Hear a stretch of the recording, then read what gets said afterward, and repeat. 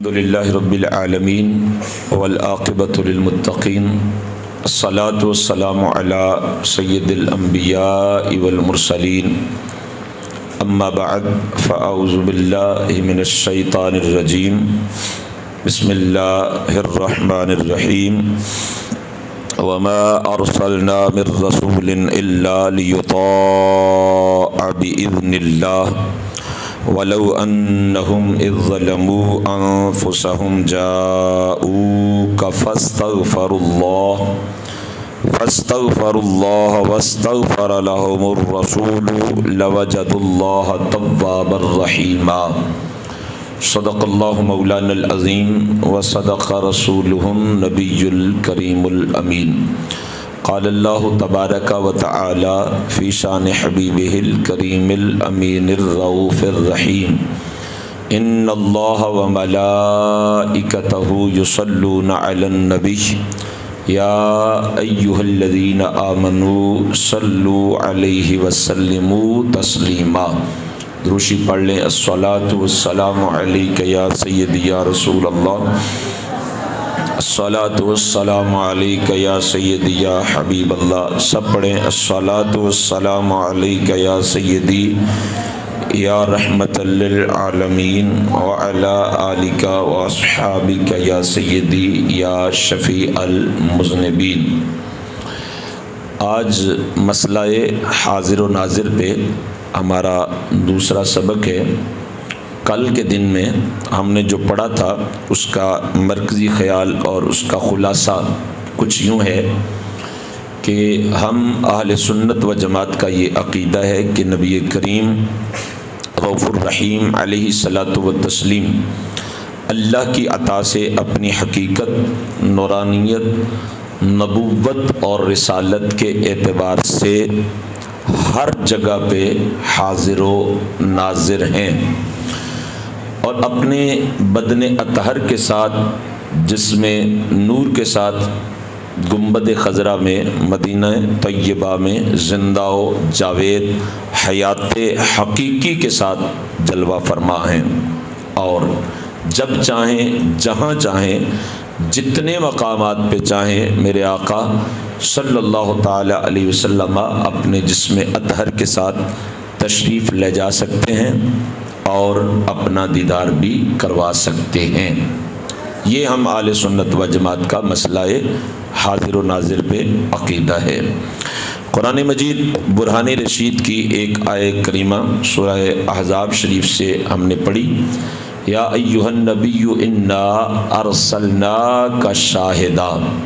ترجمہ ہم نے سیدی اعلی حضرت رحمۃ اللہ تعالی علیہ کا کیا کہ اے غیب کی خبریں بتانے والے نبی، بے شک ہم نے تمہیں بھیجا حاضر و ناظر۔ پھر اس پہ ہم نے دلائل دیے کہ قرآن مجید برہان رشید میں دیگر مقامات پہ بھی یہ کلمہ جو ہے شاہدہ، شاہدہ، یشہد وغیرہ آیا ہے، تو وہاں پہ اس کا ترجمہ کیا جا رہا ہے حاضر و ناظر۔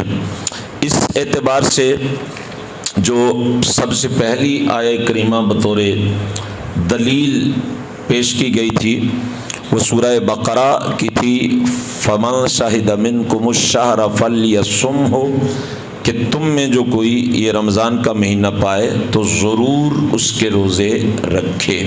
دوسری جو دلیل دی گئی وَلْيَشْهَدْ عَذَابَهُمَا طَائِفَةٌ مِّنَ الْمُؤْمِنِينَ، کہ اور چاہیے کہ ان زانی مرد اور زانیہ عورت کی سزا کے وقت مسلمانوں کا ایک گروہ حاضر ہو یہاں پہ۔ اور تیسری دلیل اس حوالے سے جو دی گئی، فرمایا وَكُنَّا لَحُكْمِهِمْ شَاهِدِينَ، جب حضرت داؤد اور حضرت سلیمان علیہم السلام فیصلہ کر رہے تھے تو اللہ فرماتا ہے کہ ہم اپنی شان کے لائق وہاں پہ حاضر و ناظر تھے۔ یہ تین قرآن پاک کی آیتیں پڑھ کے استدلال کیا گیا تھا کہ کلمہ شاہدہ کا کیا معنی ہے؟ بولیں، حاضر و ناظر۔ پھر اسی طریقے سے ہم نے 6 احادیث مبارکہ میں دیکھا کہ اس کلمہ کا معنی حاضر و ناظر ہے، جیسا کہ حدیث نمبر 1 الشاہد یرا ما لا یرا الغائب، کہ جو حاضر و ناظر دیکھتا ہے وہ غائب نہیں دیکھتا۔ سو رہے ہیں آپ؟ وہ غائب نہیں دیکھتا۔ دوسری حدیث اس حوالے سے پیش کی فَلْيُبَلِّغِ الشَّاهِدُ الْغَائِبُ، کہ جو یہاں موجود ہیں وہ ان کو یہ پیغام پہنچا دیں جو غائب ہیں۔ یہاں پہ بھی شاہد بمانا حاضر و، آواز آپ کی کم ہے اور پھر آپ مجبور کریں گے کہ ہم بات کو روکیں اور پھر آپ سے مخاطب ہوں۔ تو تیسرے نمبر پہ حدیث پیش کی گئی کہ حضور مجلس علم افضل من صلاۃ الف رکعۃ و عیادت الف مریض و شہود الف جنازہ، کہ علم دین کی مجلس میں حاضر ہونا 1000 نفل پڑھنے سے، 1000 مریضوں کی عیادت کرنے سے، اور 1000 نماز جنازہ میں حاضر ہونے سے بھی افضل ہے۔ یہاں پہ بھی شہود کا معنی حاضر و ناظر کیا گیا۔ اور پھر یہ جامع ترمذی کے حدیث شریف کے خامد کی مرضی کے بغیر عورت نفلی روزہ نہیں رکھ سکتی مگر کب؟ وَزَوْجُهَا شَاهِدٌ، جب اس کا شوہر حاضر ہو یعنی گھر میں موجود ہو۔ تو پھر حدیث لا يشهدون الصلاة، کہ میرا دل کرتا ہے کہ میں ان کے گھروں کو آگ لگا دوں جو نماز کے لیے حاضر۔ تو یہاں پہ بھی شاہدہ کا کیا معنی ہے؟ حاضر و ناظر۔ اور چھٹی حدیث معروف جو اکثر لوگوں کو آتی ہے، جو نماز جنازہ کی دعا ہے، اللہم اغفر لی حینا و میتنا و شاہدنا و غائبنا، کہ اے اللہ تعالیٰ ہمارے زندوں کو اور مردوں کو اور ہمارے حاضر جو لوگ ہیں ان کو اور جو غائب ہیں جنازے میں نہیں آ سکے ان کو بخش دے۔ تو یہاں پہ بھی شاہد کا معنی کیا ہے؟ 3 آیتیں اور 6 حدیثیں پڑھ کر کے ہم نے استدلال کیا تھا کہ اس یا ایھا النبی انا ارسلناک شاہدا، اس شاہدہ کا معنی کیا ہے؟ آپ لوگوں کی آواز نہیں آ رہی، کیا معنی ہے؟ حاضر و ناظر۔ پھر ایک بات میں نے یہ بھی عرض کی تھی کہ کہتے ہیں جی اس کا معنی حاضر و ناظر نہیں ہے بلکہ اس کا معنی ہے گواہ۔ تو میں نے آپ کو بتایا تھا کہ گواہ کے لیے بھی حاضر ہونا ضروری ہے اور گواہ کے لیے بھی ناظر ہونا ضروری ہے، بلکہ گواہ کے لیے زندہ ہونا بھی ضروری ہے۔ اگر اس کا ترجمہ گواہ کریں تو اہل سنت کا ایک اور عقیدہ ثابت ہوتا ہے، وہ یہ کہ نبی کریم صلی اللہ تعالی علیہ وسلم نہ کہ صرف حاضر و ناظر ہیں بلکہ گواہ ترجمہ کرنے سے ثابت ہو رہا ہے کہ حضور صلی اللہ تعالی علیہ وسلم زندہ بھی ہیں۔ تو زندہ ہے واللہ، تو زندہ ہے واللہ، میرے چشم عالم سے چھپ جانے والے۔ یہ کل کے دلائل تھے اور یہ ہمارا ابتدائیہ تھا۔ پھر عرض کیا گیا تھا کہ نماز میں ہم صیغۂ حاضر سے آقا کریم صلی اللہ تعالی علیہ وسلم کی بارگاہ اقدس میں سلام عرض کرتے ہیں، السلام علیکہ ایھا النبی ورحمۃ اللہ وبرکاتہ۔ جو معاذ اللہ الصلاۃ والسلام علیکہ یا رسول اللہ کہنے پہ شرک کا فتویٰ دیتے ہیں کہ جی حضور تو مدینے میں ہیں تو آپ یہاں پہ کہہ رہے ہیں یا رسول اللہ، اے اللہ کے رسول، ان کے لیے اس میں بڑا سامان عبرت ہے، بڑا سبق ہے کہ یا تو دور کے لیے بھی بولا جا سکتا ہے اور قریب کے لیے بھی بولا جا سکتا ہے، مگر ایو دور کے لیے بولا نہیں جا سکتا۔ ہم نماز میں بیٹھ کر کے آقا کریم صلی اللہ تعالی علیہ وسلم کی بارگاہ میں عرض کرتے ہیں، السلام علیکہ ایھا النبی، اے نبی صلی اللہ علیہ وسلم آپ پر سلام ہو۔ یہ بھی بتایا تھا کہ شیخ محقق علامہ عبدالحق محدث دہلوی رحمۃ اللہ تعالی علیہ अशातुल लम्आत में फरमाते हैं कि आप सल्लल्लाहु ताला अलैहि वसल्लम हर नमाजी की ज़ात में हाजिर व शाहिद और मौजूद हैं। नमाजी को चाहिए कि इस माना से आगाह रहे, यानी जब नमाजी नमाज पढ़ता है और इस मकाम पे पहुंचता है उसे चाहिए कि वो आगाह रहे इस बात से। किस बात से? कि मेरे साथ वाला बंदा भी मेरे उतना करीब नहीं है जितना मेरे आमिना का लाल करीब है। इस हवाले से कल जो आयत पढ़ी गई थी फिर मैं दोबारा पढ़ रहा हूँ, अन्नबिय्यु औला बिल मुमिनीन मिन अनफुसिहिम। फरमाया नबी मोमिनों की जानों से भी ज्यादा मोमिनों के करीब हैं। तो नमाज में हमने करीब माना, करीब जाना और करीब जान करके सीगाए हासिर से हुजूर सल्लल्लाहु ताला अलैहि वसल्लम की बारगाह अक़दस में सलाम भेजा। वो लोग जो आका करीम सल्लल्लाहु ताला अलैहि वसल्लम को हाजिर व नाजिर नहीं मानते, मज़े की बात यह है कि वो भी जब नमाज में बैठते हैं तो अस्सलामु अलैका अय्युहन नबिय्यु व रहमतुल्लाहि व बरकातुहू कहते हैं। हम कहते हैं कि जब नमाज में मानते हो कि हुजूर अलैहिस्सलाम को अय्यो कहा जा सकता है तो फिर अस्सलातु वस्सलामु अलैका या रसूल अल्लाह नमाज के बाहर पढ़ना नाजायज़ कैसे हो सकता है? और अगर नमाज में आका करीम सल्लल्लाहु ताला अलैहि वसल्लम हाजिर व नाजिर हैं तो नमाज के अलावा ये अकीदा रखें तो शिरक क्यों हो गया? लिहाजा साबित हुआ कि जो नमाज में अकीदा दुरुस्त है वो नमाज के बगैर भी अकीदा दुरुस्त है। अन्नबिय्यु औला बिल मुमिनीन मिन अनफुसिहिम।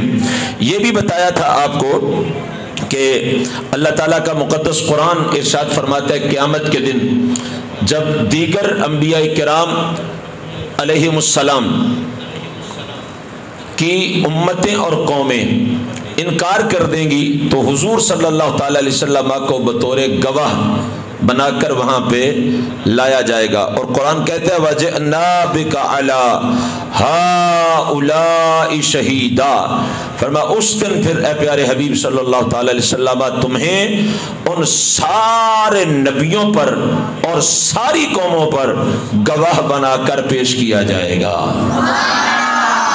ये भी बता चुका हूँ कि हुजूर सल्लल्लाहु ताला अलैहि वसल्लम की गवाही कबूल होगी, आपकी गवाही को रद्द नहीं किया जाएगा सल्लल्लाहु ताला अलैहि वसल्लम। ये दलाइल थे। फिर ये भी मैंने आपको बताया था कि मुनकर नकीर कब्र में सवाल के लिए आते हैं और कितने फरिश्ते हैं वो? दो, एक मुनकर और दूसरा। हजारों कब्रें एक वक्त में बनती हैं, हजारों कब्रों में वो दो फरिश्ते जाते हैं। नतीजा क्या है कि हजारों जगह पे वो दो फरिश्ते हाजिर व नाजिर होते हैं। तो जब दो फरिश्ते हजारों लाखों कब्रों में एक ही वक्त में हाजिर व नाजिर हो सकते हैं तो फिर मानना पड़ेगा कि आमिना के लाल सल्लल्लाहु ताला अलैहि वसल्लम भी लाखों जगहों पे अपना जलवा दिखा सकते हैं।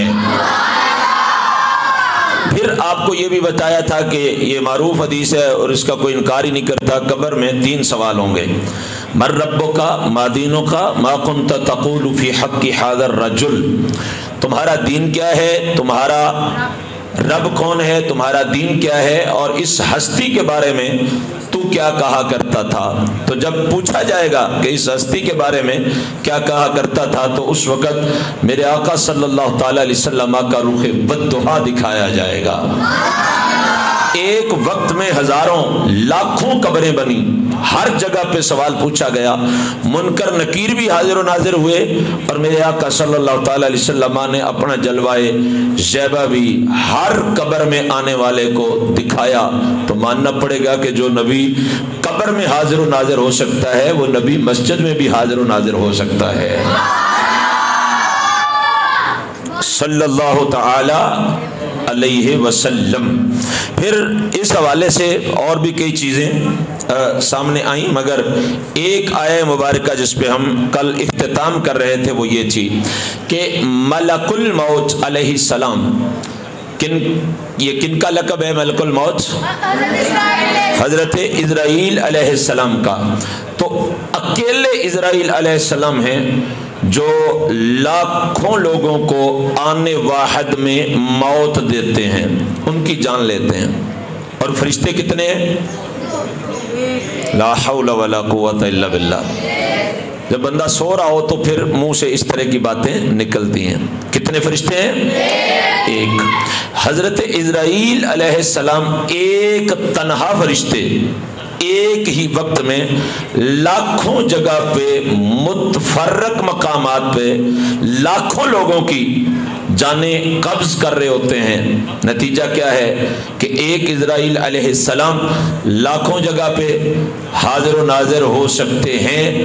تو یہ اسرائیل علیہ السلام وہ ہیں، میں نے کل بھی کہا تھا کہ وہ ہیں جو حضرت موسیٰ کلیم اللہ علیہ السلام کی بارگاہ میں آتے ہیں تو وہ تھپڑ رسید کرتے ہیں، آنکھ نکل جاتی ہے، رب کی بارگاہ میں جا کے بیان کرتے ہیں، صحیح بخاری ہے۔ یہ وہ اسرائیل علیہ السلام ہیں جو میرے آقا صلی اللہ تعالی علیہ وسلم کے پیچھے معراج کی رات بیت المعمور میں نماز ادا کرتے ہیں، حضور کے خادم ہیں، حضور کے نوکر ہیں، حضور کے در اقدس پہ دربانی کا شرف مل جائے تو اپنی سعادت سمجھتے ہیں۔ تو جب ملک الموت علیہ السلام حضرت اسرائیل علیہ السلام کو اللہ نے یہ شان دے رکھی ہے کہ وہ لاکھوں مقامات پہ تنہا حاضر و ناظر ہو سکتے ہیں، تو پھر ماننا پڑے گا کہ اسرائیل علیہ السلام کے آقا محمد مصطفیٰ صلی اللہ تعالی علیہ وسلم بھی جب چاہیں جہاں چاہیں حاضر و ناظر ہو کر اپنا جلوہ دکھا سکتے ہیں۔ یہ جتنا میں نے کلام کیے یہ ہمارے کل کے سبق کا مرکزی خلاصہ تھا تاکہ آپ احباب آج کے سبق کو بخوبی سمجھ سکیں۔ وہ آیت مبارکہ جو میں نے ابھی آغاز میں پڑھی اس پہ تھوڑا سا کلام آپ سے کرنا چاہوں گا، مگر اس کے لیے آپ کی ہوش کی ضرورت ہے مجھے کہ آپ ہوش سے بیٹھیں، بات تھوڑی سی باریک ہے اور سمجھیں گے انشاءاللہ تبارک و تعالیٰ تو آپ کا ایمان بھی تازہ ہوگا اور عقیدہ بھی انشاءاللہ تبارک و تعالیٰ مضبوط ہوگا۔ اللہ فرماتا ہے کہ وَمَا أَرْسَلْنَا مِن رَسُولٍ إِلَّا لِيُطَاعَ بِإِذْنِ اللَّهِ، فرمایا ہم نے کوئی رسول نہیں بھیجا مگر صرف اس لیے بھیجا ہے کہ اس کی اللہ کے حکم سے اطاعت کی جائے۔ اور رسول کس لیے آتا ہے کہ اس کی اطاعت کی جائے، اس کے احکامات کی تعمیل کی جائے۔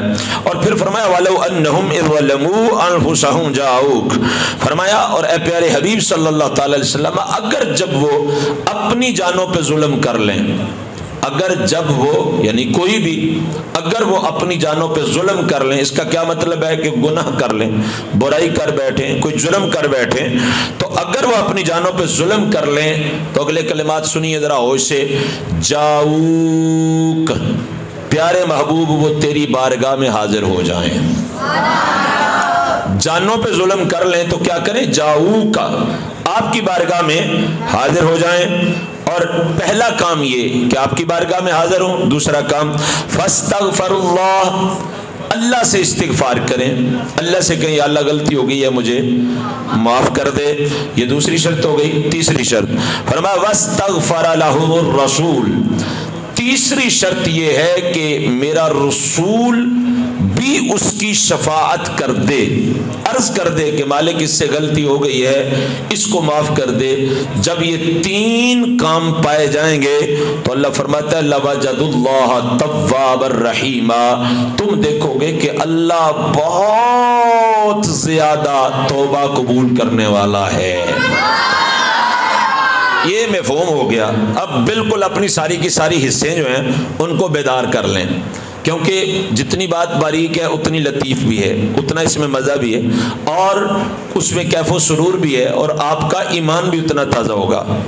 اچھا، پہلی شرط کیا کہ محبوب کی بارگاہ میں جائیں، دوسری شرط اللہ سے معافی مانگیں، تیسری شرط رسول پاک صلی اللہ تعالی علیہ وسلم شفاعت فرما دیں۔ اب معافی مانگنی ہے اللہ سے تو حضور کی بارگاہ میں جائیں، جاؤ کا پیارے حبیب تمہارے پاس آئیں۔ تو یہ کیسے ہو سکتا ہے کہ ہم گناہ کریں اور فوراً حضور کی بارگاہ میں حاضر ہو جائیں؟ ایسا ہو سکتا؟ بولیں، یا ہو سکتا ہے؟ بھائی ایسا ہو سکتا ہے مگر کبھی کبھار، یہ نہیں ہو سکتا کہ جب بھی گناہ کریں تو توبہ کرنے کے لیے فوراً حضور کی بارگاہ میں جائیں، جبکہ توبہ میں تو جلدی کرنا یہ حکم بھی ہے اور یہ ضروری بھی ہے کہ توبہ جلد از جلد کی جائے۔ اب نتیجہ کیا نکلا کہ جب بھی ہم نے اپنی جان پہ ظلم کیا تو توبہ کے لیے 3 کام ہیں، ان میں سے پہلا یہ ہے کہ حضور کی بارگاہ میں حاضر ہوا جائے، جبکہ یہ کام ہر گناہ کے بعد ہو سکتا، یہ کام ہر گناہ کے بعد ہو سکتا نہیں ہے۔ مثال کے طور پہ اب اگر کوئی جانا چاہے حضور کی بارگاہ میں مدینہ طیبہ میں تو ممکن ہی نہیں، کیونکہ آپ کو نہ حج کا ویزا ملے گا نہ عمرے کا ویزا ملے گا۔ عمرے کے ویزے جو محرم میں جا کے شروع ہوں گے، پھر جا کے آپ جا سکتے ہیں، حج کے ویزے اوکے ہو چکے ہیں، فلائٹیں جا رہی ہیں، اب آپ انٹری نہیں کر سکتے۔ تو بھئی اچھا اگر چلے گئے تو وہاں سے آتے ہوئے دوبارہ گناہ ہو گیا تو پھر کیا کریں گے؟ اچھا وہاں جانے سے پہلے موت آ گئی تو بغیر توبہ کے مر جائیں گے۔ یہ وہ کام ہے کہ جو ہمارے بس میں نہیں۔ بات کی سمجھ آ رہی ہے؟ بس میں ہمارے نہیں۔ اچھا اور دوسری طرف اللہ تعالیٰ کا قرآن فرماتا ہے لا یکلف اللہ نفسا الا وسعها، فرمایا اللہ تعالیٰ کسی جان پہ اتنا بوجھ نہیں ڈالتا کہ وہ سہ نہ سکے۔ اب یہ وہ بوجھ ہے، اگر یہ مراد ہے اس کی کہ حضور کی بارگاہ میں مدینہ طیبہ جائیں تو پھر یہ وہ بوجھ ہے کہ جو ہم برداشت، اور اللہ کہہ رہا ہے لا یکلف اللہ نفسا الا وسعها، کہ اللہ جو ہے وہ کسی پہ وہ بوجھ ڈالتا ہی نہیں جو وہ برداشت نہ کر سکے۔ تو پھر اس سے کیا مراد ہے؟ یہ الجھن آپ کے دماغ میں آ گئی؟ میں الجھانا چاہ رہا ہوں آپ کو، آپ الجھے کہ نہیں؟ پھر سمجھاتا ہوں کہ جاؤ کا اگر یہ مطلب ہے کہ مدینہ طیبہ میں حضور کی بارگاہ میں جانا علیہ الصلوۃ والتسلیم، تو یہ وہ بوجھ ہے جو ہم سہ نہیں سکتے، کیونکہ ابھی تو ہم نیکی کر رہے ہیں، ابھی ظہر کو چھوڑ کے جو جائے گا یہاں سے وہ گناہ کرے گا تو توبہ اس پہ واجب ہے، تو وہ عصر سے پہلے کیسے مدینہ طیبہ جائے؟ اگر عصر پھر چھوٹ گئی تو کیسے مدینہ طیبہ جائے؟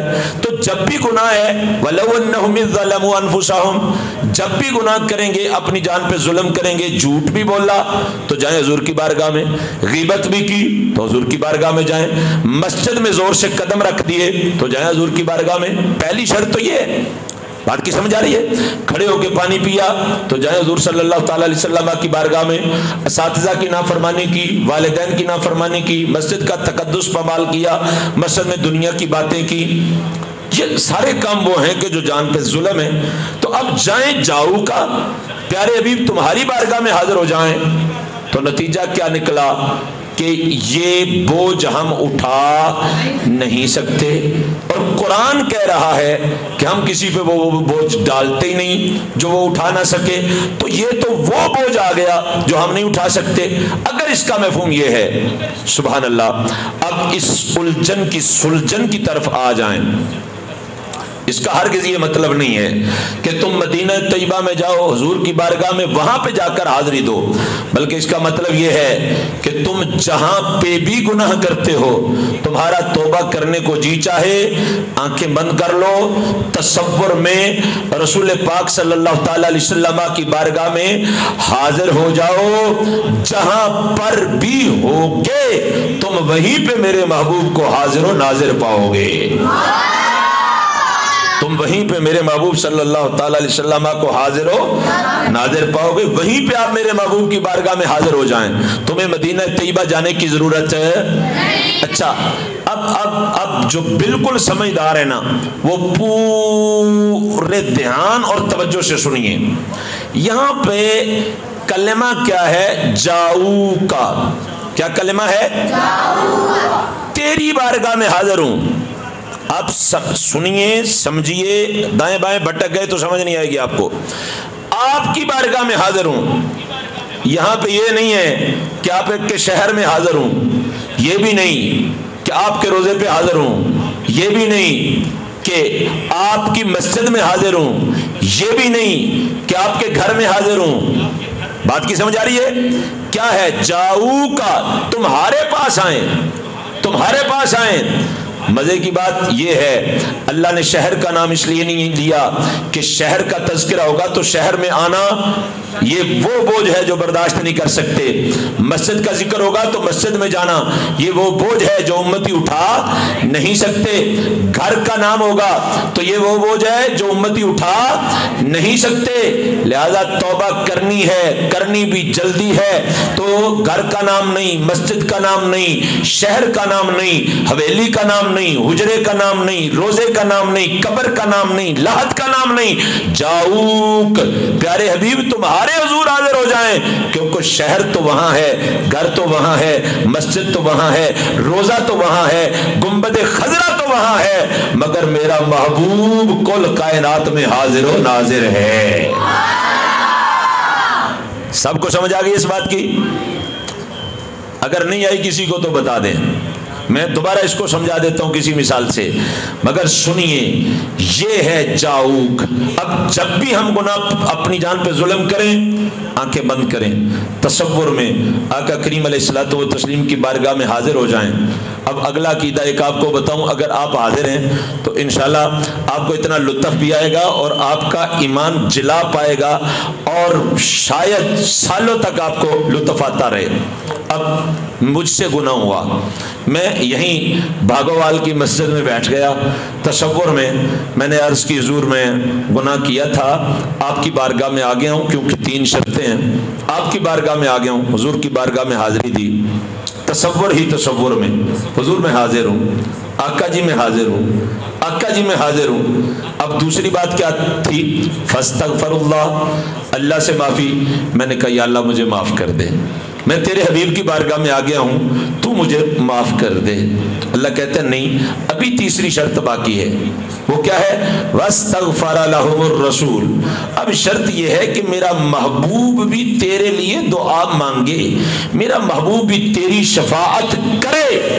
اب ہم بھاگوال کی جامع مسجد حدیبیہ میں بیٹھ کے ہم نے حضور علیہ السلام کی بارگاہ میں حاضری دی، اللہ سے معافی مانگی، تو اب یہ لازم ہے کہ حضور ہمارے لیے دعا مانگیں، اور اگر حضور ہمیں دیکھ ہی نہیں رہے، اگر حضور ہمیں جانتے ہی نہیں ہیں، تو حضور ہمارے لیے دعا کیسے مانگ سکتے ہیں؟ نتیجہ کیا نکلا کہ پوری دنیا میں جب بھی کوئی مسلمان گناہ کرتا ہے، عالم تصور میں حضور کی بارگاہ میں حاضری دیتا ہے، اللہ سے معافی چاہتا ہے، تو رسول پاک صلی اللہ تعالی علیہ وسلم اس کی شفاعت اس لیے فرماتے ہیں کہ حضور دیکھ بھی رہے ہیں اور حضور کی بارگاہ میں وہ بندہ حاضر بھی ہے۔ سمجھ آ گئی ہے بات کی کہ حضور صلی اللہ تعالی علیہ وسلم ہمارے لیے اس طرح دعا فرماتے ہیں۔ سبحان اللہ۔ اب آگے بڑھتے ہیں، ذرا اعتراض ہوتا ہے کہ اگر نبی کریم صلی اللہ تعالی علیہ وسلم حاضر و ناظر ہیں تو آپ مصلی امامت پہ کھڑے ہو کر نماز کیوں پڑھاتے ہیں؟ بڑا اعتراض ہے بھائی، اور واقعی جس بندے کو پتہ نہیں ہے وہ بندہ تو اس مقام پہ آ کے ڈاؤٹ فل ہو جاتا ہے۔ بھئی ہاں اگر حضور حاضر و ناظر ہیں، آگے سے بندہ کہتا ہے دیکھو جی میں شاگرد ہوں، میرا استاذ ہو تو میں اس کی موجودگی میں امامت کے لیے مصلی پہ کھڑا نہیں ہوتا، میرا پیر آ جائے تو میں اس کی موجودگی میں امامت کے لیے مصلی پہ کھڑا نہیں ہوتا۔ تو یہ کہہ رہے ہیں کہ حضور صلی اللہ تعالی علیہ وسلم حاضر و ناظر ہیں، تو حضور اگر حاضر و ناظر ہیں تو حضور صلی اللہ تعالی علیہ وسلم کی موجودگی میں یہ نماز مصلی امامت پہ کیسے کھڑے ہو گئے؟ مصلی امامت کے پہ کھڑے ہو کر انہوں نے نماز پڑھانا کیسے شروع کر دی؟ اعتراض آپ کی سمجھ میں آ گیا؟ کس کس کی سمجھ میں آیا؟ ہاتھ کھڑا کرے ذرا۔ آپ کی سمجھ میں نہیں آیا؟ مصلی امامت پہ حضور حاضر و ناظر ہیں تو آپ حضور کے پیچھے نماز پڑھیں، مولوی صاحب تسی نماز کیوں پڑھاندے ہو؟ اب سنیے اس کا جواب، وہ جو میں نے آپ کو ابتداً اپنا عقیدہ بتایا اسی میں اس کا جواب ہے۔ بھئی ہم نے کب کہا کہ حضور صلی اللہ تعالی علیہ وسلم اپنے جسم اطہر کے ساتھ حاضر و ناظر ہے؟ ہمارا تو عقیدہ یہ ہے کہ حضور اپنی حقیقت، نورانیت، نبوت اور رسالت کے اعتبار سے حاضر و ناظر ہیں۔ अगर हुजूर जिस्म अतहर के साथ हाजिर व नाजिर होते तो यकीनन हम हुजूर के आगे खड़े होकर ना नमाज पढ़ाते और हुजूर हमारे आगे ही खड़े होकर नमाज पढ़ाते, मगर चूंकि हुजूर सल्लल्लाहु ताला अलैहि वसल्लम अपनी नबूवत, रिसालत, नूरानियत और हकीकत के एतबार से हाजिर व नाजिर हैं, चूंकि हम उन्हें नहीं देख रहे वो हमें देख रहे हैं, इसलिए हम मुसल्ला इमामत पे खड़े होकर नमाज पढ़ाते हैं। अगर मुकद्दर का सितारा जाग जाए और कभी हुजूर सल्लल्लाहु ताला अलैहि वसल्लम जिसमें अतहर के साथ तशरीफ ले आए तो हुजूर का दिल चाहा कि मैंने नमाज पढ़नी है तो यकीनन फिर हुजूर के पीछे ही नमाज पढ़ी जाएगी। बात की समझ आ गई? वैसे आका करीम सल्लल्लाहु ताला अलैहि वसल्लम की मौजूदगी में उम्मती नमाज पढ़ाए तो भी कोई गुस्ताखी नहीं है। हज़रत सिद्दीक़ अकबर अतीक अतहर रज़ी अल्लाह ताला अन्हु सरकार ने नबी करीम सल्लल्लाहु ताला अलैहि वसल्लम की मौजूदगी में मुसल्ला इमामत पे खड़े होकर इमामत फरमाई है, तो इसमें कोई गुस्ताखी यानी अगर हुजूर हुक्म फरमा दें, हुजूर इरशाद फरमा दें कि आप नमाज पढ़ाओ तो कोई भी आपका गुलाम अगर नमाज पढ़ाएगा तो इसमें कोई गुस्ताखी नहीं होगी, इसमें कोई गुस्ताखी नहीं होगी। होते रुके ये एतराज़ कि नबी करीम सल्लल्लाहु ताला अलैहि वसल्लम अगर हाज़िर व नाज़िर हैं तो आप नमाज क्यों पढ़ाते हैं, उसका जवाब मिल गया। भाई हमारा ये दावा नहीं है कि नबी करीम सल्लल्लाहु ताला अलैहि वसल्लम अपने जिस्म अतहर के साथ हाजिर व नाजिर हैं, बल्कि हमारा ये दावा है कि हुजूर अपनी हकीकत, नूरानियत, नबुव्वत और रिसालत के एतबार से हाजिर व नाजिर हैं। अच्छा, इस दावे की एक बड़ी सादा सी दलील आपको दूं, बड़ी सादा सी जो कभी नहीं आपको भूलेगी। हम किसके उम्मती हैं? सल्लल्लाहु ताला अलैहि वसल्लम के। उनकी नबूवत को मानते हैं अल्हम्दुलिल्लाह, रिसालत को मानते हैं अल्हम्दुलिल्लाह। तो यही तो हाजिर व नाजिर होना है कि हुजूर नबूवत के एतबार से हाजिर व नाजिर हैं, इसलिए हमने माना कि हुजूर नबी हैं। हुजूर रिसालत के एतबार से हाजिर व नाजिर हैं, इसलिए हमने माना कि मुहम्मदुर रसूलुल्लाह, मोहम्मद सल्लल्लाहु ताला अलैहि वसल्लम अल्लाह के रसूल रसूल। आपने कहीं देखा इसका तर्जमा लिखा हुआ मोहम्मद अल्लाह के रसूल थे? नहीं, इसका तर्जमा क्या है? मोहम्मद अल्लाह के रसूल। अच्छा, अब इसको थोड़ा सा मुश्किल करते हैं, इस मिसाल को थोड़ा सा, इस दलील को थोड़ा सा मुश्किल करते हैं। सिफ्त, ये रिसालत क्या है? सिफ्त, रिसालत क्या है? सिफ्त। और हुजूर सल्लल्लाहु ताला अलैहि वसल्लम है मौसूफ। हुजूर क्या है? जब तक सिफ्त कायम है तब तक मौसूफ का कायम रहना जरूरी है। ये नहीं हो सकता कि सिफ्त हो मौसूफ ना हो। मिसाल के तौर पे मेरी सिफ्त है कि मैं आपको पढ़ा रहा हूँ, तो जब तक मेरी ये सिफ्त कायम है तब तक मैं मौसूफ भी हूँ। और ये कैसे हो सकता है कि सिफ्त हो मौसूफ ना हो? बात की समझ आ रही है? तो हुजूर की सिफ्त है रिसालत और वो यहाँ पे मौजूद है, तो मानना पड़ेगा कि जहाँ मेरे आका अलैहिस्सलाम की सिफ्त मौजूद है वहाँ हुजूर सल्लल्लाहु ताला अलैहि वसल्लम की ज़ात यानी खुद मौसूफ भी मौजूद है। बात की समझ आ रही है आपको? इस पे बड़ा कलाम किया जा सकता है, मगर मैंने आपको अपना अकीदा बता दिया। अगर कोई फतवा लगाए तो इस अकीदे पे लगाए। मैंने बड़े लोगों से इस पे मेरा कलाम हुआ, बहस हुई, तकरार हुआ, मुनाजरे तक की बातें हुई, तो हमने कहा कि हमारा जो अकीदा है इस पे फतवा लगाओ। जो हमारा अकीदा है कि हुजूर सल्लल्लाहु ताला अलैहि वसल्लम नबुव्वत और रिसालत, हकीकत और नूरानियत के एतबार से हाजिर व नाजिर हैं, और जिसमें अतर के साथ हुजूर सल्लल्लाहु ताला अलैहि वसल्लम मदीना तैयबा हैं, और जब चाहें जितने मकामात पे चाहें हुजूर तशरीफ ले जा सकते हैं। इस पे पूरी उम्मत 1450 साल में जितने भी उलामा हुए, औलिया हुए, जितने भी बुजुर्गान दीन हुए, सबके वाक़यात इस पे गवाही दे रहे हैं कि सारी की सारी उम्मत का यही अकीदा चला आ रहा है। सुभान अल्लाह। अब आगे बढ़ते हैं जी। एतराज़, भाई अगर हुजूर हाजिर व नाज़िर थे تو حضور نے ہجرت کیوں فرمائی؟ سمجھ آ رہی ہے؟ ایک اور سوال ایڈ کر لیں، اگر حضور صلی اللہ تعالی علیہ وسلم حاضر و ناظر تھے تو نبی پاک علیہ السلام نے اپنی بیویوں کی باریکی مقرر کی ہوئی تھی کہ فلاں دن فلاں بیوی کے پاس، فلاں دن فلاں بیوی کے پاس. حضور کو تو ہر بیوی کے پاس ہر روز ہی ہونا چاہیے تھا. سمجھ آ رہی ہے آپ کو؟ اچھا، اگر حضور حاضر و ناظر تھے تو پھر صورتیں مکی کیوں ہیں، مدنی کیوں ہیں؟ پھر تو مکی مدنی کا فرق نہیں ہونا چاہیے کیونکہ حضور حاضر و ناظر تھے. ویسے بائی دا وے آپ کے پاس اس کا کیا جواب ہے تینوں سوالوں کا؟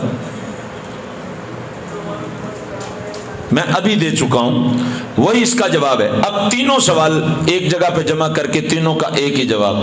بھائی ہجرت جو ہوئی وہ ہجرت نبوت، رسالت، نورانیت اور حقیقت کے اعتبار سے نہیں ہوئی، محض ان کے اعتبار سے نہیں ہوئی. جو آقا کریم علیہ الصلوۃ والسلام نے ہجرت فرمائی وہ جسم اطہر کے اعتبار سے فرمائی. حضور اپنی نبوت و رسالت کے اعتبار سے حاضر و ناظر تھے، مگر جو ہجرت ہوئی وہ جسم اطہر کے ساتھ ہوئی، اور یہ تو ہمارا عقیدہ ہے. اچھا، حضور کو معراج کیوں ہوئی جی؟ اگر حضور حاضر و ناظر تھے تو پھر معراج پہ حضور کیوں گئے؟ آپ سوال سن رہے ہیں؟ اچھا، ہم اس کے حوالے سے بڑی سادہ سی بات کرتے ہیں کہ بھائی اللہ تبارک و تعالیٰ فرماتا ہے نحن اقرب الیہ من حبل الورید، کہ ہم تمہاری شاہ رگ کے بھی قریب ہیں. تو بتائیں کہ اللہ تعالیٰ اپنے محبوب صلی اللہ علیہ وسلم کی شاہ رگ کے بھی قریب ہے کہ نہیں؟ بولیں. حضور صلی اللہ تعالیٰ علیہ وسلم کی شارک کے بھی قریب ہیں، نبی کریم صلی اللہ تعالیٰ علیہ وسلم کے اللہ تعالیٰ. تو اللہ تعالیٰ نے اپنے محبوب کو معراج پہ کیوں بلایا؟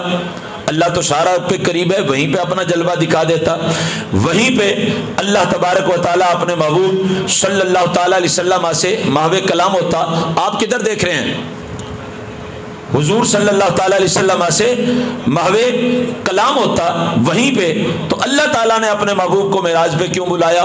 جو اس کا جواب ہے وہی اس اعتراض کا جواب ہے. اب سنیے اس کا جواب کیا ہے کہ اللہ تبارک و تعالیٰ اپنے محبوب کی شاہ رگ کے بھی قریب ہے، تو پھر بھی اللہ نے اپنے محبوب کو لا مقام پہ بلایا، عرش پہ بلایا. اس کا جواب یہ ہے کہ اللہ تعالیٰ محبوب کی شاہ رگ کے بھی قریب ہے، مگر لا مقام پہ عرش اولا پہ جسم کے ساتھ بلا کر اللہ نے اپنے محبوب کی شان و عظمت کو دنیا پہ ظاہر فرما دیا ہے. اب یہی جواب ہے کہ حضور صلی اللہ تعالیٰ علیہ وسلم حاضر و ناظر تو ہیں، مگر اللہ تعالیٰ نے اپنے محبوب صلی اللہ تعالیٰ علیہ وسلم کو جسم اطہر کے ساتھ لا مقام پہ بلا کر معراج کروائی تاکہ دنیا کو میرے محبوب کی عظمت کا پتہ چل جائے. اور دیکھیے آپ معراج کی رات سارے نبی حضور کے پیچھے ہیں، سارے نبی حضور کے پیچھے نماز پڑھ رہے ہیں. سب کا عقیدہ ہے، جو حضور کو حاضر و ناظر نہیں مانتے وہ بھی مانتے. بخاری و مسلم کی حدیث ہے سارے نبیوں نے حضور صلی اللہ علیہ وسلم کے پیچھے نماز ادا کی ہے. سارے فرشتوں نے بیت المعمور میں حضور صلی اللہ تعالی علیہ وسلم کے پیچھے نماز ادا کی ہے. مطلب یہ ہے کہ یہ سارے جانتے تھے کہ ہم سب کے سردار محمد رسول اللہ صلی اللہ علیہ وسلم ہیں. اللہ نے فرمایا حبیب پیارے ہم معراج کا اہتمام کرتے ہیں، تمہیں جسم کے ساتھ بلاتے ہیں تاکہ یہ جو صرف مانتے ہیں وہ آپ کو اپنی آنکھوں سے دیکھ کر پہچان بھی لیں.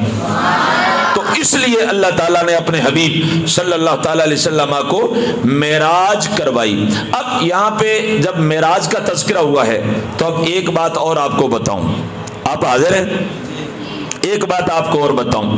صحیح مسلم میں حدیث ہے اور یہ معراج کے دنوں میں ہم اس پہ بڑا کلام کرتے ہیں. صحیح مسلم میں حدیث ہے نبی کریم صلی اللہ تعالیٰ علیہ وسلم فرماتے ہیں کہ میں موسیٰ کلیم اللہ علیہ السلام کی قبر کے قریب سے گزرا تو وَهُوَ قَائِمٌ يُصَلِّي فِي قَبْرِهِ. یہ حدیث کے لفظ ہیں صحیح مسلم کے.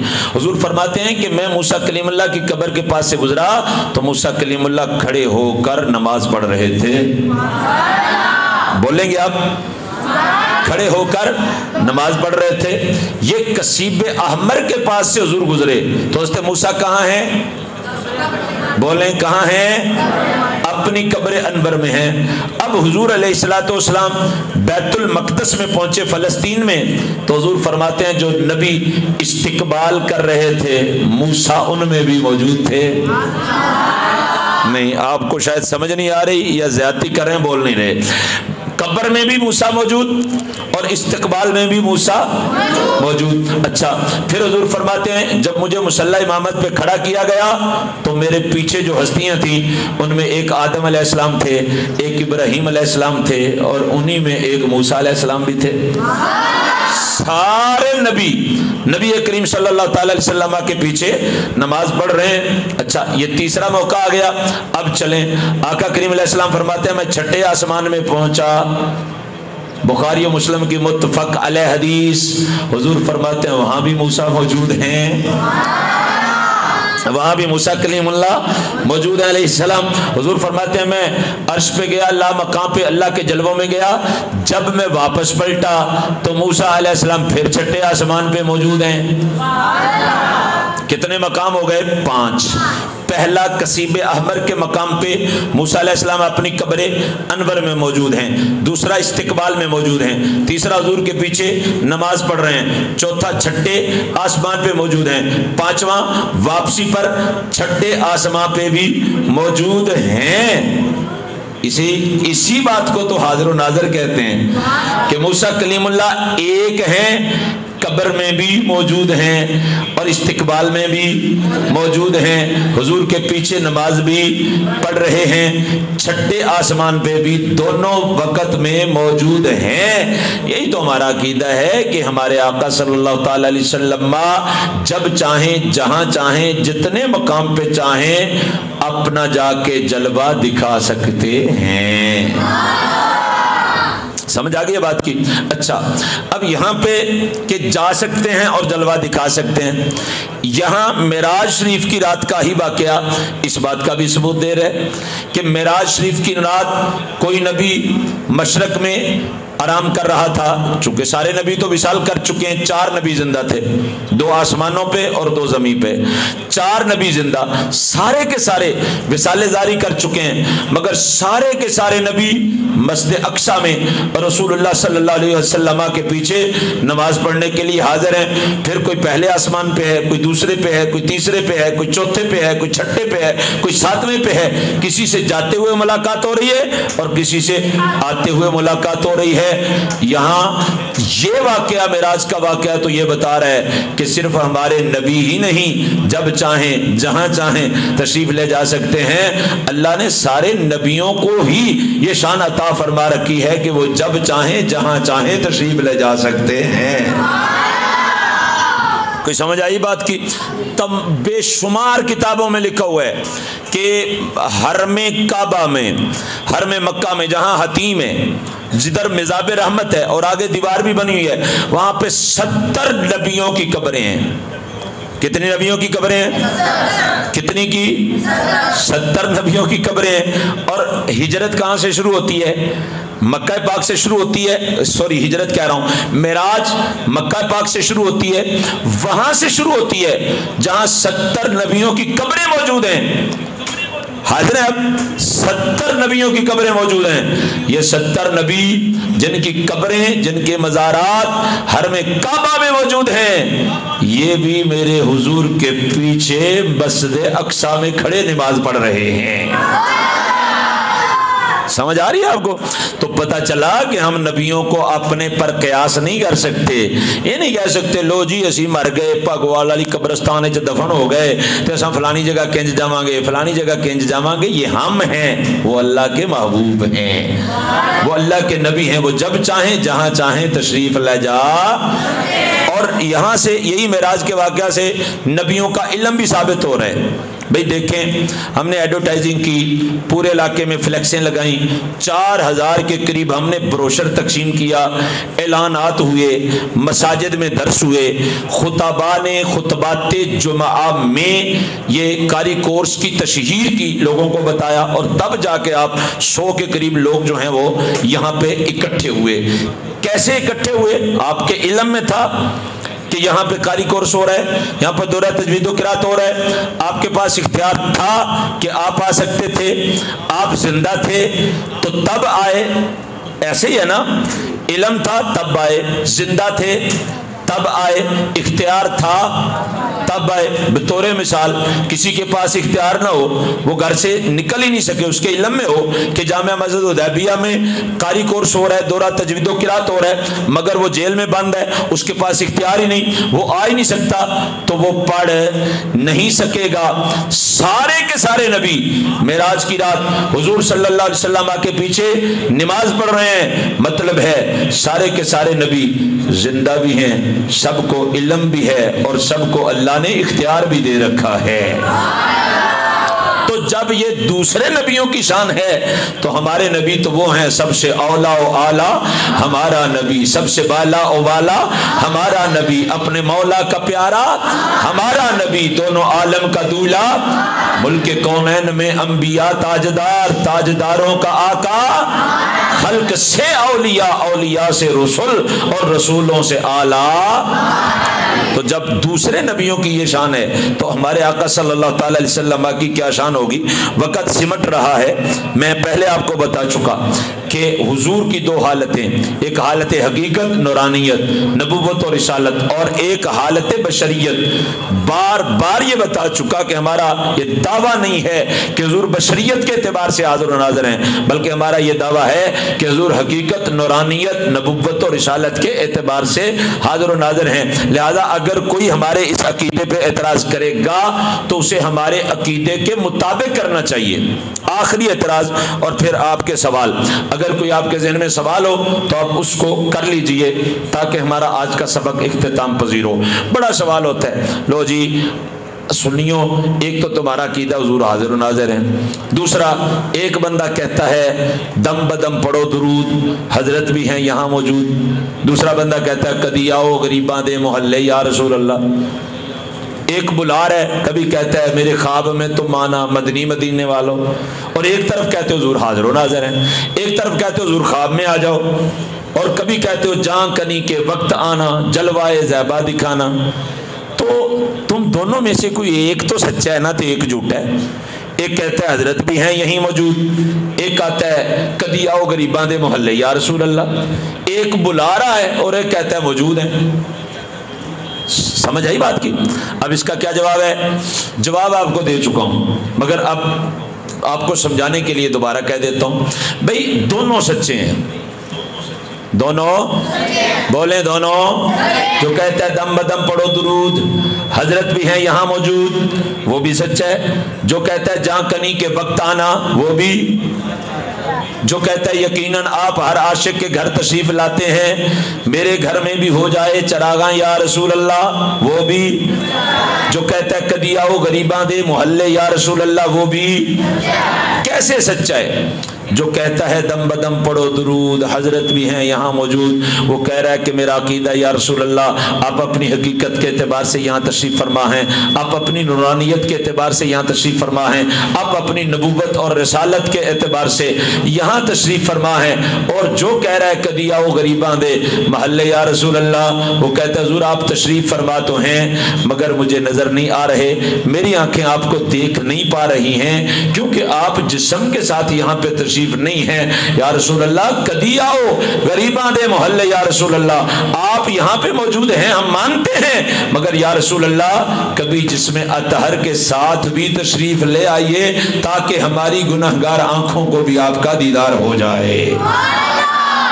جو بلاتا ہے وہ بشریت کے ساتھ بلا رہا ہے, حضور بشریت کے ساتھ آ جائیں, حضور اپنے بدن اطہر کے ساتھ آ جائیں تاکہ ہم آپ کی زیارت کر سکیں, تاکہ ہم آپ کا دیدار کر سکیں. اور جو کہتے ہیں حضرت بھی ہیں یہاں موجود, دم بدم پڑھو درود, وہ کہتا ہے کہ یا رسول اللہ آپ یقیناً اپنی نبوت اور رسالت کے اعتبار سے ہر جگہ پہ حاضر ہو, ہر جگہ پہ حاضر ہو ناظر ہیں. سبحان اللہ. کئی کتابوں میں یہ واقعہ لکھا ہوا ہے کہ نبی کریم رؤوف الرحیم صلی اللہ تعالی علیہ وسلم کے ایک عاشق صادق ہیں جن کا نام ہے امام شرف الدین بوصیری. क्या नाम है? इमाम शरफुद्दीन बुसीरी रहमतुल्लाह ताला अलैह। इनका ये मारूफ कसीदा है जो हम बार बार पढ़ते हैं, मौला सल्ले वसल्लम दाइमन अबदा अला हबीबिका खैरिल खल्क़ि कुल्लिहिम मुहम्मदुन सय्यदुल कौनैनि वस्सक़लैन वल फरीक़ैन मिन हरबिन व मिन अजमी। कसीदा लिखा, किस हालत में लिखा? आपको फालिज का अटैक हो चुका है, सारे का सारा बदन हरकत बंद कर चुका है, बेहस व हरकत हो चुका है। हुजूर सल्लल्लाहु ताला अलैहि वसल्लम की बारगाह में ये कसीदा पेश किया, हुजूर की बारगाह में कसीदा पेश किया। एक दिन मुकद्दर का सितारा जाग उठा, आमिना के लाल सल्लल्लाहु अलैहि वसल्लम ख्वाब में तशरीफ ले आए। मेरे आका सल्लल्लाहु ताला अलैहि वसल्लम ने फरमाया, बुसीरी सुनाओ जो हमारी नात लिखी है। हजरत शरफुद्दीन बुसीरी रहमतुल्लाह ताला अलैह ने ये कसीदा पढ़ना शुरू किया, मौला सल्लल्लाहु अलैहि वसल्लम दाइमन अबदा। पढ़ते पढ़ते पढ़ते पढ़ते पढ़ते पढ़ते इस शेर पे पहुंचे, या अकरमल खल्क़ि माली मन अलूज़ु बिही सिवा का इंदा हुलूलिल हादिसिल अममी। मेरे आका ने फरमाया जरा ठहर जाओ, ये दोबारा सुनाओ। फिर कहा, आपने फरमाया दोबारा सुनाओ। फिर अर्ज की, फरमाया दोबारा सुनाओ। हजरत शरफुद्दीन बुसीरी रहमतुल्लाह ताला अलैह फरमाते हैं, जब मैंने 2-4 मरतबा ये शेर पढ़ा तो आका करीम अलैहिस्सलाम ने अपना दस्ते अतहर आगे किया और मेरे फालिज ज़दा बदन पे फेर दिया। ख्वाब में हुजूर तशरीफ लाए, फालिज ज़दा बदन पे फेर दिया और फरमाया तुम्हारी लिखी हुई नात हमें बड़ी पसंद आई है। अपने कंधों से अपनी चादर को उतारा, फरमाया बुसीरी ये हमारी तरफ से तोहफा ले लो। बुसीरी कहते हैं, हुजूर मेरे बदन पे हाथ फेर के और चादर अता फरमा के ख्वाब की हालत में तशरीफ ले गए। जब मैं उठा तो देखा बदन सलामत हो चुका था और चादर मेरे सरहाने पड़ी हुई थी। बोलिए जरा, हमारे चादर सरहाने पड़ी हुई थी, बदन दुरुस्त हो चुका था। बात ज़हन में रख लें, अगर किसी की ख्वाब में हुजूर सल्लल्लाहु ताला अलैहि वसल्लम तशरीफ लाते हैं तो हुजूर अपने कसद और इरादे से तशरीफ लाते हैं। ये नहीं कि हम किसी की ख्वाब में चले गए तो हमें पता ही नहीं, हमारी ख्वाब में कोई आ गया तो उसे पता ही नहीं ना होता। हम किसी के ख्वाब में चले जाते हैं, हमें कोई पता नहीं, कोई हमारे ख्वाब में आ जाए तो उसे कोई पता नहीं होता। मगर हुजूर सल्लल्लाहु ताला अलैहि वसल्लम जब भी किसी की ख्वाब में जाते हैं, तशरीफ ले जाते हैं, तो हुजूर अपने इरादे से तशरीफ ले जाते हैं। कोई किसी एतबार से हुजूर को अपनी ख्वाब में ला सकता नहीं है। अच्छा, हुजूर सल्लल्लाहु ताला अलैहि वसल्लम जो फरमाए ख्वाब में तशरीफ ला के, वो फरमाने हकीकी होता है। जबकि अगर कोई ख्वाब में आके हमसे कोई हमारा उस्ताद कह दे, कोई पीर कह दे, माँ कह दे, बाप कह दे, वो हकीकी हुक्म नहीं होता। और अगर हुजूर सल्लल्लाहु ताला अलैहि वसल्लम ख्वाब में तशरीफ ला के कोई हुक्म दें तो वो हुक्म हकीकी होता है। और तीसरी और आखिरी बात सुनिए, अगर ख्वाब में हुजूर सल्लल्लाहु ताला अलैहि वसल्लम तशरीफ ला कर किसी को कुछ अता फरमाएं तो हुजूर तशरीफ ले जाते हैं, जो चीज अता फरमाई हो वो बंदे के पास ही मौजूद होती है।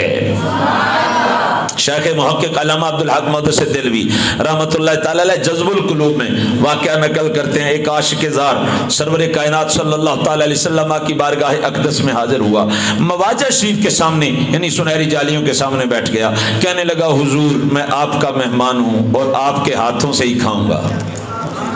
हाय हाय सुभान अल्लाह, हुजूर आपका मेहमान हूँ और आपके हाथों से खाऊंगा। एक दिन गुजर गया, 2 दिन गुजर गए, 3 दिन गुजर गया, ना खा रहा है ना पी रहा है, जिद पे अड़ा है, हुजूर आप खिलाएंगे तो खाऊंगा, हुजूर आप पिलाएंगे तो पीऊंगा। ऊँग आ गई, ख्वाब में हुजूर आ गए, आपकी सांसें निकल गई हैं, ख्वाब में हुजूर आ गए सल्लल्लाहु ताला अलैहि वसल्लम। मेरे आका सल्लल्लाहु ताला अलैहि वसल्लम ख्वाब में तशरीफ लाए, मेरे आका अलैहिस्सलातु तस्लीम ने एक रोटी अता फरमाई, फरमाई ये लो खा लो। अर्ज की हुजूर नहीं, आपके हाथों से खाऊंगा। मेरे आका अलैहिस्सलातु तस्लीम ने रोटी का लुकमा तोड़ा और उसके मुंह में रखा, इधर उसकी आंख खुल गई। जब आंख खुली हुजूर जा चुके थे, रोटी हाथ में भी मौजूद थी और मुंह में भी मौजूद थी। मुंह में भी मौजूद थी और हाथ में भी मौजूद थी। उधर से एक भागता हुआ अरबी हुजूर अलैहिस्सलाम की बारगाह में हाजिर हुआ। ये जिसके हाथ में रोटी थी और मुंह में रोटी थी, उसने उसको आके सलाम कही और सलाम कहने के बाद कहने लगा, ये आधी रोटी मेरा हिस्सा है, मुझे दे दो। उसने कहा तुम्हें क्यों दूं, ये तो मुझे मिली है। फरमाया तुम्हें मिली है, मगर जो नबी सल्लल्लाहु अलैहि वसल्लम तुम्हें यहाँ पे आके एक रोटी अता फरमा के गए हैं, वो जाते जाते मुझे फरमा गए हैं कि आधी रोटी तुम्हारे हिस्से की दे आया हूँ, उसे बुलाओ और अपने घर में मेरी तरफ से मेहमान बनाकर उसकी अच्छे से खातर तवाज़े भी करो, उसको अच्छा सा खाना भी खिलाओ। तो फरमाया कि ये आधी रोटी हुजूर मेरे हिस्से की तुम्हें दे करके गए हैं। तो आका करीम सल्लल्लाहु अलैहि वसल्लम अगर किसी ख्वाब में तशरीफ लाएं तो कसद और इरादे से तशरीफ लाते हैं। ये पूरी उम्मत का अकीदा है। हुजूर सल्लल्लाहु अलैहि वसल्लम के इल्म में होता है कि मैं उसके ख्वाब में जा रहा हूँ। हुजूर अगर कोई हुक्म फरमाए तो वो हुक्म हकीकी होता है, और हुजूर सल्लल्लाहु अलैहि वसल्लम अगर कोई चीज़ अता फरमाए तो वो चीज़ बंदे के जागने के बाद भी बंदे के पास मौजूद होती है। यही फलसफा है जिसे हम अपनी ज़बान में कहते हैं कि हमारे हुजूर हाजिर हो नाजिर हैं, हमारे हुजूर सल्लल्लाहु अलैहि वसल्लम हाजिर हो। अल्लाह ताला हमें अपने प्यारे महबूब सल्लल्लाहु अलैहि वसल्लम की ज़ियारत से बार बार मुशर्रफ फरमाए, आपकी मोहब्बत अता फरमाए, और क़यामत के दिन अल्लाह ताला अपने महबूब सल्लल्लाहु अलैहि वसल्लम की शफ़ाअत उज़्मा से हमें सरफराज फरमाए। आमीन सुम्मा आमीन। वमा अलैना इल्लल बलागुल मुबीन।